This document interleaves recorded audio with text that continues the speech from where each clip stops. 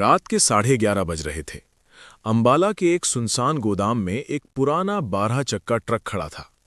Truck का engine धीमी आवाज में धुक धुक कर रहा था, जैसे कोई बूढ़ा आदमी आखिरी सांसें ले रहा हो। रुद्र, जिसकी उम्र करीब 40 साल थी, अपने हाथ में चाय का डिस्पोजेबल कप थामे ट्रक के टायर चेक कर रहा था। उसके चेहरे पर गहरी झुर्रियां थीं, जो उम्र से नहीं बल्कि रातों की नींद खराब होने से आई थीं। तभी गोदाम का मालिक खन्ना उसके पास आया। खन्ना के चेहरे पर एक अजीब सी घबराहट थी। उसने एक सीलबंद लिफाफा रुद्र को दिया और कहा, रुद्र, ये माल आज रात ही निकलना चाहिए। इसे नीलगिरी की पहाड़ियों के पीछे सायानगर पहुंचाना है। याद रखना, रास्ता चाहे कोई भी चुनना, लेकिन पुरानी सुरंग वाले रास्ते से मत जाना। रुद्र ने चाय का घूंट भरा और पूछा, क्यों साहब, वो रास्ता तो 50 किलोमीटर छोटा है। खन्ना ने इधर उधर देखा और फुसफुसाते हुए बोला, क्योंकि वहां से जो भी आधी रात को गुजरा है वो कभी वापस नहीं आया। लोग कहते हैं वहां रास्ता खत्म नहीं होता, बल्कि दुनिया बदल जाती है। रुद्र ने खन्ना की बात अनसुनी कर दी। वो इन अंधविश्वासों को नहीं मानता था। उसने ट्रक स्टार्ट किया और हाईवे की ओर बढ़ गया। उसके साथ उसका वफादार कुत्ता टाइगर कैबिन में बैठा था। जैसे कि ट्रक शहर की रोशनी से दूर अंधेरे हाईवे पर चढ़ा, टाइगर ने अचानक गुर्राना शुरू कर दिया। रुद्र ने उसे सहलाया। क्या हुआ टाइगर, सो जा बेटा, लंबा सफर है। लेकिन टाइगर की नजरें सामने की सड़क पर टिकी थीं। हेडलाइट की पीली रोशनी जहां तक जा रही थी, वहां सिर्फ धुंध और सन्नाटा था। करीब 2 घंटे बाद रुद्र को एक चौराहा दिखा। एक रास्ता नया और लंबा था और दूसरा वही पुरानी सुरंग वाला रास्ता। डीजल बचाने और समय पर पहुंचने के लालच में रुद्र ने ट्रक पुरानी सुरंग वाले रास्ते पर मोड़ दिया। जैसे ही ट्रक ने उस पुराने रास्ते पर कदम रखा, रेडियो पर अचानक स्टैटिक यानी खुरखुराती आवाज आने लगी। रुद्र ने रेडियो बंद करना चाहा, लेकिन वो बंद नहीं हुआ। तभी रेडियो से एक चीख सुनाई दी, रुको, मत जाओ। रुद्र के पैर ब्रेक पर जम गए। उसने बाहर देखा, लेकिन वहां कोई नहीं था। अचानक ट्रक के केबिन के अंदर का तापमान 0 से नीचे गिर गया। रुद्र की सांसें धुएं की तरह दिखने लगी। टाइगर अब बुरी तरह रोने लगा था। तभी रुद्र ने देखा कि सामने वाली सड़क पर एक छोटी बच्ची खड़ी है। उसने लाल कपड़े पहने थे और उसके हाथ में एक बिना सिर वाली गुड़िया थी। रुद्र ने हॉर्न बजाया, लेकिन बच्ची नहीं हिली। जैसे ही उसने ब्रेक मारा, वो बच्ची हवा में गायब हो गई। रुद्र का दिल तेज धड़क रहा था। उसने ट्रक फिर से चलाया, लेकिन अब उसे महसूस हुआ कि ट्रक भारी हो गया है। ऐसा लग रहा था जैसे पीछे कोई क्विंटल भर का बोझ बढ़ गया हो। उसने साइड मिरर में देखा और उसकी रूह कांप गई। ट्रक के पिछले हिस्से पर कोई चढ़ा हुआ था। वो एक आदमी था जिसकी गर्दन पूरी तरह पीछे की ओर मुड़ी हुई थी। उसके हाथ लोहे की चेन से बंधे थे और वो ट्रक की बॉडी को अपने दांतों से काट रहा था। रुद्र ने एक्सेलरेटर पर पैर रख दिया। ट्रक 100 की रफ्तार पार कर गया, लेकिन वो साया ट्रक के साथ साथ रेंग रहा था। तभी कैबिन के पीछे वाले छोटे शीशे पर किसी ने जोर से दस्तक दी। ठक ठक ठक। रुद्र ने मुड़कर देखा। वही बच्ची अब कैबिन के अंदर पीछे वाली सीट पर बैठी थी। उसकी आंखें नहीं थीं, सिर्फ 2 काले गड्ढे थे जहां से खून बह रहा था। वो धीरे से बोली, अंकल, मेरा सर कहाँ है? डर के मारे रुद्र ने ट्रक को एक पुराने टूटे फूटे ढाबे के पास रोका। उसे लगा कि शायद वहां कोई इंसान मिल जाए। ढाबे पर एक चिमनी से धुआं निकल रहा था। वो अंदर गया। वहां एक बूढ़ा आदमी कढ़ाई में कुछ पका रहा था। रुद्र ने कांपती आवाज में कहा, बाबा, मुझे मदद चाहिए। उस बूढ़े ने बिना मुड़े कहा, मदद यहां नहीं मिलती बेटा, यहां सिर्फ सौदा होता है। जो माल तुम लेकर जा रहे हो, जानते हो उसमें क्या है? रुद्र ने कहा, नहीं, मुझे सिर्फ डिलीवरी देनी है। बूढ़ा हंसा और बोला, उस ट्रक में तुम्हारी अपनी मौत का कफन है। खन्ना ने तुम्हें बलि का बकरा बनाया है। रुद्र भागकर ट्रक की ओर गया और पीछे का दरवाजा खोला। वहां कोई मशीनरी नहीं थी, बल्कि एक बड़ा सा ताबूत रखा था जिस पर रुद्र का नाम लिखा था। रुद्र के हाथ कांप रहे थे। उसने हिम्मत जुटाकर उस ताबूत का ढक्कन थोड़ा सा खिसकाया। अंदर जो था उसे देखकर उसके पैरों तले जमीन खिसक गई। ताबूत के अंदर कोई लाश नहीं थी, बल्कि वो खुद था। जी हां, रुद्र की अपनी शक्ल का एक पुतला, जिसके गले में वही माला थी जो रुद्र अक्सर अपने ट्रक के स्टीयरिंग पर लटका कर रखता था। उस पुतले की आंखों की जगह 2 काले पत्थर रखे थे और उसके सीने पर एक खंजर खुपा हुआ था। रुद्र को समझ नहीं आ रहा था कि ये कोई मजाक है या उसकी मौत का बुलावा। तभी पीछे से ढाबे वाले बूढ़े की आवाज आई, इसे देख रहे हो, ये तुम्हारी रूह का पिंजड़ा है। खन्ना ने तुम्हें सायानगर के राक्षसों को परोसने के लिए भेजा है। रुद्र पीछे मुड़ा, लेकिन वहां कोई ढाबा नहीं था, कोई बूढ़ा नहीं था। वहां सिर्फ खंडहर थे और चारों तरफ सड़ी हुई घास। उसका कुत्ता टाइगर अब ट्रक के अंदर दुबक कर बैठ गया था और उसकी आंखों से आंसू बह रहे थे। रुद्र ने सोचा कि यहां रुकना मौत को दावत देना है। उसने ट्रक स्टार्ट किया और उसी पुरानी सुरंग की ओर बढ़ने लगा, क्योंकि अब वापस जाने का कोई रास्ता नहीं बचा था। जैसे ही ट्रक सुरंग के मुहाने पर पहुंचा, हेडलाइट्स अपने आप बुझ गईं। सुरंग के अंदर का रास्ता कच्चा था। जैसे जैसे ट्रक आगे बढ़ा, दीवारों पर खून से लिखे हुए नाम दिखने लगे। ये उन ड्राइवरों के नाम थे जो कभी इस रास्ते से गुजरे थे और कभी वापस नहीं आए। अचानक रेडियो पर एक आवाज गूंजी, रुद्र, स्वागत है, हम तुम्हारा इंतजार कर रहे थे।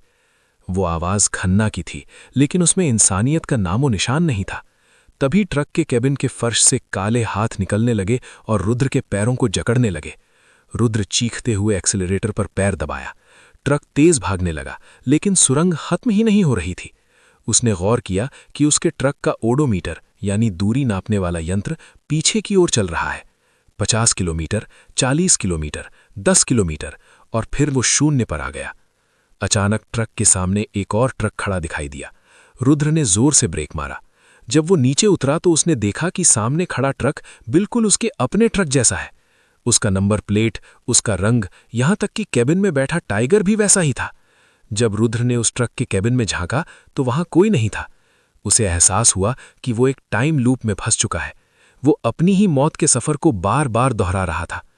सुरंग के अंत में एक धुंधली रोशनी दिखी। रुद्र ने ट्रक को बाहर निकाला, लेकिन बाहर की दुनिया वो नहीं थी जहां से वो आया था। आसमान लाल था और वहां कोई सूरज या चांद नहीं था। सामने एक बोर्ड लगा था, सायानगर, जहां रूहें बसती हैं। वहां की सड़कें इंसानी हड्डियों से बनी थीं। सड़क के किनारे खड़े लोग रुद्र को देखकर अजीब तरह से मुस्कुरा रहे थे। उनके पास चेहरा तो था, पर आवाज नहीं। अचानक रुद्र का ट्रक अपने आप रुक गया। सामने खन्ना खड़ा था, लेकिन उसका शरीर आधा जल चुका था। उसने कहा, रुद्र, तुमने वो संदूक फेंक दिया होता तो शायद बच जाते, पर तुमने लालच किया। अब तुम्हें इस नगर का रक्षक बनना होगा, हमेशा के लिए। रुद्र ने हार नहीं मानी। उसने ट्रक के केबिन में रखी गंगा जल की बोतल उठाई और खन्ना पर छिड़क दी। एक जोरदार चीख के साथ खन्ना धुएं में बदल गया। रुद्र ने ट्रक को घुमाया और वापस सुरंग की ओर दौड़ाया। पीछे से हजारों साए उसका पीछा कर रहे थे। ट्रक के टायर फट चुके थे, लेकिन ट्रक फिर भी हवा में तैरते हुए भाग रहा था। जैसे ही वो सुरंग के बाहर निकला, उसे सुबह की पहली किरण दिखी। वो वापस उसी हाईवे पर था जहां से उसने शुरुआत की थी। उसने पीछे मुड़कर देखा, वहां कोई पुरानी सुरंग नहीं थी, बस एक गहरी खाई थी जहां दर्जनों ट्रकों के कंकाल पड़े थे। रुद्र जब अपने घर पहुंचा तो उसने देखा कि उसके घर के बाहर लोगों की भीड़ जमा है। उसकी पत्नी और बच्चे रो रहे थे। उसने चिल्लाकर पूछा, क्या हुआ? मैं वापस आ गया हूं। लेकिन किसी ने उसकी आवाज नहीं सुनी। तभी उसकी नजर दीवार पर लगी एक फोटो पर पड़ी, जिस पर माला चढ़ी हुई थी। वो फोटो रुद्र की थी। नीचे लिखा था, निधन, 1998 की उस तूफानी रात को। रुद्र के पैरों तले जमीन खिसक गई। उसने अपने हाथ देखे, वे पारदर्शी हो रहे थे। उसे एहसास हुआ कि वो उस रात सुरंग में ही मर चुका था। वो पिछले 25 सालों से सिर्फ एक रूह बनकर उस ट्रक को चला रहा था, ये सोचकर कि वो अभी भी जिंदा है। रात के ठीक 2 बज रहे थे जब मैंने पहली बार उस आवाज को सुना। मैं 14 साल से ट्रक चला रहा था। मेरा नाम जितेंद्र है। उस रात मैं कानपुर से कोयला लेकर बिहार की तरफ जा रहा था। मेरे साथ मेरा खलासी रामू था। दिसंबर की ठंडी रात थी। हाईवे लगभग खाली था। सड़क सीधी थी, लेकिन आगे करीब 40 किलोमीटर तक घना जंगल पड़ता था, जिसे लोग काला मोड़ कहते थे। रामू ने सिगरेट सुलगाई और बोला, भैया, इस रास्ते के बारे में सुना है? यहां रात में ट्रक अपने आप बंद हो जाते हैं। मैं हंसा। अरे छोड़ ना, ये सब कहानी है। ट्रक मशीन है, भूत थोड़ी है। लेकिन जैसे ही हम जंगल के पहले मोड़ पर पहुंचे, ट्रक के इंजन की आवाज बदल गई। ऐसा लगा जैसे कोई गला दबा रहा हो। स्पीड अपने आप 60 से 30 पर आ गई। मैंने एक्सीलरेटर दबाया, कुछ नहीं हुआ। अचानक पीछे से ठक ठक ठक की आवाज आई। रामू ने पीछे देखा। कोई दरवाजा खटखटा रहा है क्या? मैंने शीशे में देखा, पीछे सिर्फ अंधेरा था। तभी ट्रक की केबिन के ऊपर जोर से कुछ गिरा। पूरा ट्रक हिल गया। भैया, कोई ऊपर चढ़ गया, रामू कांपते हुए बोला। मैंने गाड़ी नहीं रोकी, स्पीड बढ़ाने की कोशिश की। तभी हेडलाइट झपकने लगी। 1 बार, 2 बार, फिर पूरी तरह बंद। अब सामने सिर्फ घुप अंधेरा। मैंने ब्रेक लगाया, ट्रक रुक गया। इंजन बंद। चारों तरफ ऐसा सन्नाटा जैसे जंगल सांस रोककर हमें देख रहा हो। तभी दाईं तरफ पेड़ों के बीच कुछ हलचल हुई। पहले लगा जानवर होगा, फिर मैंने साफ देखा। एक लंबी काली आकृति पेड़ के पीछे खड़ी थी, इंसान से ऊंची। उसका शरीर धुएं जैसा था। चेहरा साफ नहीं दिख रहा था, लेकिन 2 चमकती आंखें साफ दिख रही थी। रामू की आवाज टूट रही थी। भैया, ये इंसान नहीं है। वो आकृति धीरे धीरे सड़क पर आई। उसके कदमों की आवाज नहीं आ रही थी, लेकिन जमीन पर उसके नीचे की परछाई नहीं थी। वो हमारे ट्रक के सामने आकर खड़ी हो गई। फिर उसने गर्दन तिरछी की, जैसे हमें पहचान रही हो। तभी केबिन के अंदर अचानक ठंड बढ़ गई। मेरी सांस से धुआं निकलने लगा। डैशबोर्ड पर रखी भगवान की फोटो नीचे गिर गई। रामू ने कांपते हुए हनुमान चालीसा शुरू कर दी। तभी वो काली आकृति ट्रक के बोनट पर चढ़ गई। पूरा शीशा काला हो गया। मैंने सिर्फ उसकी लाल आंखें देखी, और फिर एक भारी गूंजती आवाज आई, यह रास्ता मेरा है। मेरा गला सूख गया। मैंने चाबी घुमाई, इंजन ने जवाब नहीं दिया।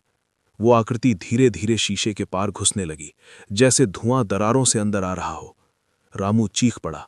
मैंने पूरी ताकत से एक्सीलरेटर दबाया और दोबारा चाबी घुमाई। अचानक इंजन दहाड़ा, ट्रक झटका खाकर आगे बढ़ा। वो आकृति बोनट से गिर गई। मैंने पीछे शीशे में देखा। वो सड़क के बीच खड़ी थी, लेकिन अगले ही सेकंड वो गायब।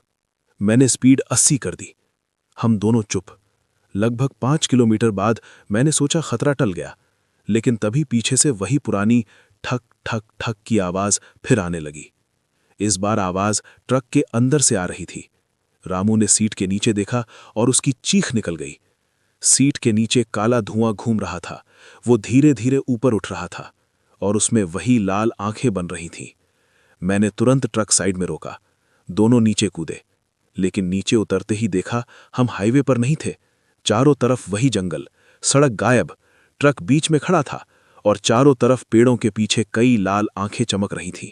जैसे वो अकेला नहीं था, पूरी टोली थी। रामू रोने लगा।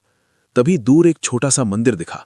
मैंने रामू का हाथ पकड़ा और मंदिर की तरफ भागे। मंदिर छोटा था, टूटा हुआ। अंदर सिर्फ एक पत्थर की मूर्ति। हम अंदर घुस गए। पीछे से ठंडी हवा का झोंका आया। मंदिर के बाहर काला धुआं घूम रहा था। वो अंदर आने की कोशिश कर रहा था, लेकिन जैसे किसी अदृश्य दीवार से टकरा रहा हो। तभी मंदिर के कोने से आवाज आई, डरो मत। हमने देखा एक बूढ़ा साधु बैठा था। हमने उसे पहले नहीं देखा था। उसने कहा, ये जंगल का शैतान है, जो डर गया वो गया।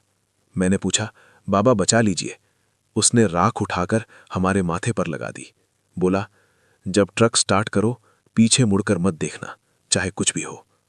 बाहर अचानक शोर बढ़ गया, जैसे सैकड़ों लोग एक साथ फुसफुसा रहे हो। साधु बोला, अब भागो। हम ट्रक की तरफ दौड़े। ट्रक वहीं था। मैंने चाबी घुमाई, इंजन तुरंत स्टार्ट। पीछे से चीखें आईं। रामू बोला, भैया पीछे देखो। मैंने आंखें बंद कर ली। बाबा की बात याद थी। मैंने सीधा ट्रक दौड़ा दिया। करीब 10 मिनट बाद अचानक सामने हाईवे की लाइट दिखी। जंगल खत्म। मैंने पीछे देखा, कुछ नहीं। सुबह जब हम वापस उसी रास्ते से गुजरे, वहां कोई मंदिर नहीं था, ना कोई टूटे पत्थर, सिर्फ जंगल। लेकिन डैशबोर्ड पर अभी भी राख पड़ी थी। उस रात के बाद मैंने कभी उस रास्ते पर रात में ट्रक नहीं चलाया, क्योंकि मुझे आज भी कभी कभी हाईवे पर रियर व्यू मिरर में 2 लाल आंखें दिखाई दे जाती हैं, और वो आवाज, यह रास्ता मेरा है। दोस्तों, आज जो कहानी मैं आपको सुनाने जा रहा हूं, वो किसी किताब से नहीं ली गई है। ये एक ऐसे ट्रक ड्राइवर की आप बीती है जिसने मौत को अपनी आंखों के सामने नाचते देखा था। ये कहानी शुरू होती है साल 1998 की एक तूफानी रात से। मेरा नाम रतन है और मैं पिछले 25 सालों से ट्रक चला रहा हूं।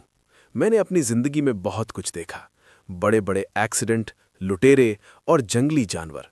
लेकिन उस रात जो हुआ, उसने मेरा खुदा पर से विश्वास तो नहीं डिगाया, पर शैतान के होने का यकीन जरूर दिला दिया। मैं उस रात अपने 16 चक्का ट्रक में भारी माल लाद कर दिल्ली से गुवाहाटी की ओर जा रहा था।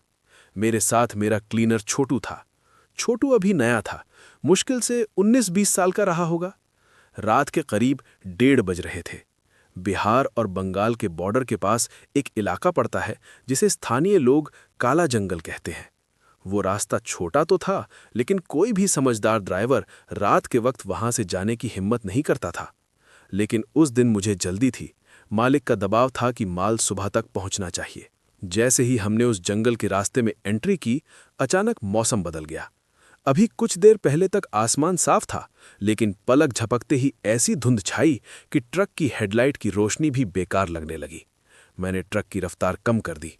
सन्नाटा इतना गहरा था कि सिर्फ मेरे ट्रक के इंजन की घड़-घड़ सुनाई दे रही थी। छोटू बगल वाली सीट पर सो रहा था। तभी अचानक मेरी नजर सड़क के किनारे खड़ी एक औरत पर पड़ी। उसने सफेद साड़ी पहनी थी और उसका चेहरा साफ नहीं दिख रहा था। वो बिल्कुल स्थिर खड़ी थी। मेरा दिल जोर से धड़का। मैंने सोचा शायद कोई मुसीबत में हो, लेकिन फिर मुझे पुराने ड्राइवरों की बातें याद आईं। जंगल में कभी अकेले किसी को लिफ्ट मत देना। मैंने एक्सीलेटर दबाया और ट्रक को तेज निकाल लिया। शीशे में पीछे मुड़कर देखा तो वो औरत वहां नहीं थी, वो गायब हो चुकी थी। मुझे पसीना आने लगा। मैंने सोचा शायद मेरा वहम होगा। अभी हम 5 किलोमीटर ही आगे बढ़े होंगे कि अचानक ट्रक का इंजन बंद हो गया। मैंने बहुत कोशिश की, लेकिन चाबी घुमाने पर भी कोई हरकत नहीं हुई। तभी छोटू की नींद खुली। उसने घबराकर पूछा, उस्ताद क्या हुआ? मैंने उसे सांत्वना दी और नीचे उतरकर बोनट चेक करने को कहा। जैसे ही छोटू नीचे उतरा, जंगल से एक अजीब सी आवाज आई, जैसे कोई बहुत तेज हंस रहा हो। वो हंसी इंसानी नहीं थी, उसमें एक अजीब सी गूंज थी। छोटू डर के मारे वापस अंदर आ गया। उसने कहा, उस्ताद यहां से चलिए, मुझे ठीक नहीं लग रहा। तभी अचानक ट्रक के केबिन की छत पर कुछ भारी चीज गिरी।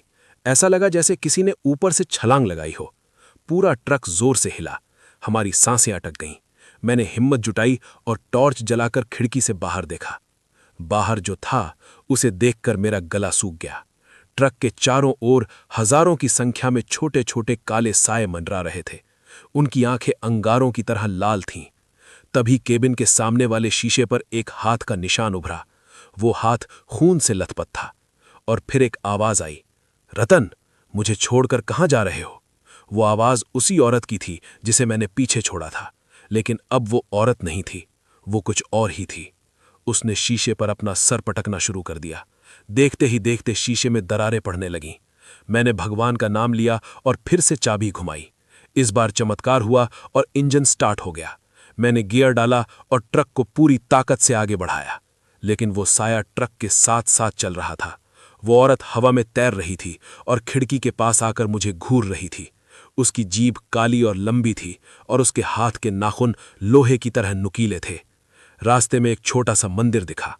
मैंने बिना सोचे समझे ट्रक को मंदिर की ओर मोड़ दिया। जैसे ही हम मंदिर की सीमा में दाखिल हुए, वो औरत एक भयानक चीख के साथ धुएं में बदल गई। हमने वो पूरी रात उसी मंदिर के बाहर बिताई। सुबह जब उजाला हुआ तो मैंने ट्रक के पीछे जाकर देखा। ट्रक के लोहे की बॉडी पर गहरे खरोंच के निशान थे, जैसे किसी जंगली जानवर ने उसे फाड़ने की कोशिश की हो। जब मैं अगले ढाबे पर रुका और वहां के लोगों को ये बात बताई, तो उन्होंने बताया कि उस मोड़ पर 10 साल पहले एक ट्रक पलट गया था, जिसमें एक औरत और उसके बच्चे की मौत हो गई थी। तब से वो रूह वहां भटक रही है और जो भी ड्राइवर उसे लिफ्ट नहीं देता या वहां रुकता है, उसे वो अपने साथ ले जाती है। आज भी जब मैं उस रास्ते से गुजरता हूं तो अपनी आंखें बंद कर लेता हूं। वो खौफ, वो आवाज और वो खूनी हाथ का निशान आज भी मेरे सपनों में आता है। ये कोई कहानी नहीं है दोस्तों, ये एक ड्राइवर की वो हकीकत है जिसे मैंने खुद जिया है। मेरा नाम महेंद्र है। मैं पिछले 15 साल से ट्रक चला रहा हूं। मैंने देश के हर बड़े हाईवे पर गाड़ी दौड़ाई है, लेकिन एक रास्ता ऐसा है जिसे मैं आज भी याद करके काम चाहता हूं। वो रात थी जब मैं दिल्ली से मध्य प्रदेश की तरफ जा रहा था। सर्दियों की रात थी, करीब 1:30 बज रहे थे। मैं दिल्ली से माल लेकर ग्वालियर की तरफ निकल चुका था। मेरे साथ मेरा खलासी दीपक था। हाईवे लगभग खाली था, बस कभी कभी कोई ट्रक आगे या पीछे निकल जाता। दीपक ने कहा, भैया नींद आ रही है, थोड़ा ढाबा मिले तो रुकते हैं। मैंने कहा, बस आगे जंगल वाला रास्ता खत्म हो जाए फिर रुकेंगे। दिल्ली से थोड़ा आगे बढ़ते ही सड़क के दोनों तरफ घना जंगल शुरू हो गया। हेडलाइट की रोशनी के अलावा कहीं कोई रोशनी नहीं थी। हवा ठंडी थी और अजीब सी सीटी बजा रही थी। अचानक ट्रक के सामने सड़क पर कोई आदमी खड़ा दिखाई दिया। मैंने ब्रेक मारा। ट्रक धीरे धीरे रुक गया। वो आदमी सड़क के बीचों बीच खड़ा था। उसने काली जैकेट पहनी थी और सिर झुका हुआ था। दीपक बोला, भैया रात में कौन खड़ा हो गया? मैंने हॉर्न बजाया। वो आदमी धीरे धीरे हमारी तरफ देखने लगा। उसका चेहरा पीला था और आंखें बिल्कुल सफेद। दीपक डर गया। भैया गाड़ी निकालो यहां से। मैंने तुरंत ट्रक आगे बढ़ाया। जैसे ही ट्रक उसके पास से गुजरा वो गायब हो गया। मैंने शीशे में देखा, पीछे कोई नहीं था। मैंने खुद को समझाया, शायद थकान की वजह से भ्रम हुआ होगा। हम करीब 10 किलोमीटर आगे निकल गए।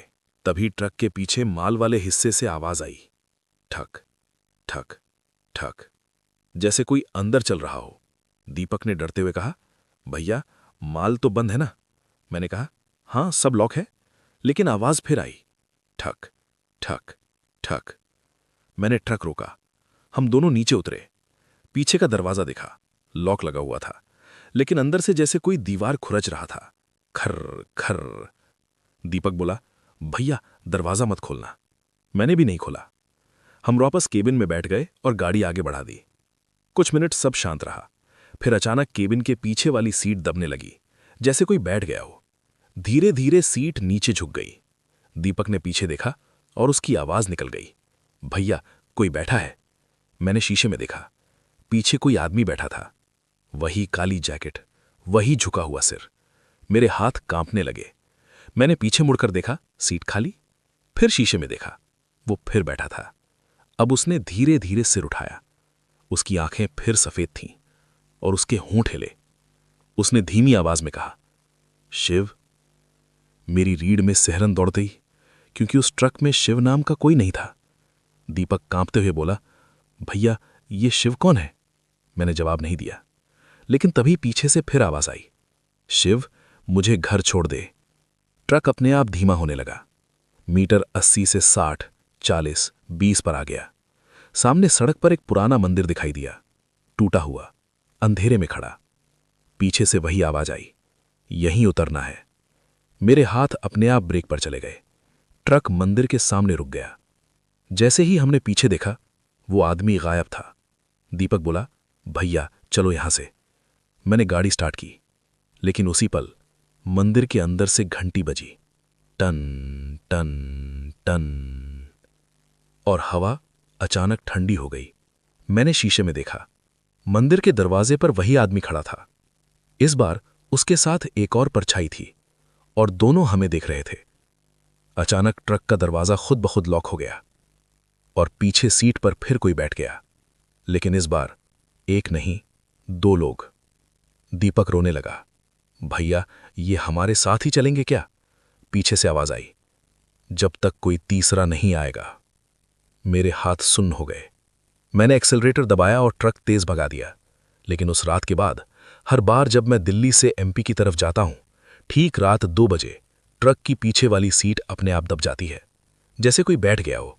और कभी कभी मुझे शीशे में दिखता है वो आदमी और उसके पास एक और परछाई, जो धीरे धीरे बढ़ रही है, जैसे किसी तीसरे का इंतजार हो। और अगर तुम कभी दिल्ली से एमपी की सड़क पर रात में ट्रक चला रहे हो और अचानक कोई आवाज तुम्हारा नाम ले, तो जवाब मत देना, क्योंकि अगर तुमने जवाब दे दिया तो वो समझ जाएगा कि उसका अगला सफर तुम्हारे